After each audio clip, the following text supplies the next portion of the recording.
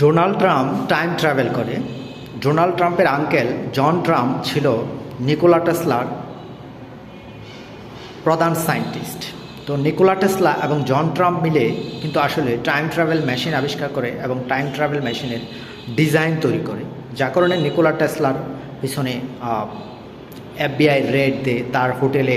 সে যখন মারা যায় তখন তার ওই হোটেলে এফবিআই প্রথম চলে যায় ওই ডিজাইন আনার জন্য।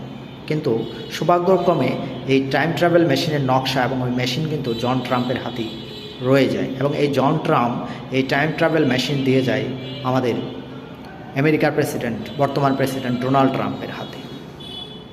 তো আসলে ডোনাল্ড ট্রাম্প টাইম ট্রাভেল করে এবং এ বিষয়ে 1896 সালে যে বইটা পাবলিশড হয়, Baron Trump's marvellous underground journey, এবং ব্যারন ট্রাম্প ডোনাল্ড ট্রাম্পের যে ছেলে এই ব্যারন ট্রাম্পকে নিয়ে লেখা ওই বই 1896 সালে লেখা হয়েছে।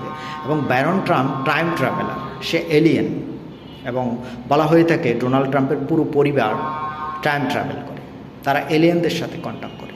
কারণ ডোনাল্ড ট্রাম্পের হাত ধরে আসলে পৃথিবীতে গোল্ডেন এজ আসতেছে, অ্যাডভান্স সভ্যতা আসতেছে, যেখানে মানুষ টাইম ট্রাভেল করবে, মানুষ ম্যাডবেডের মাধ্যমে 500 বছর 1000 বছর জীবিত থাকবে। এই ধরনের উন্নত এক সিভিলাইজেশন আসতেছে।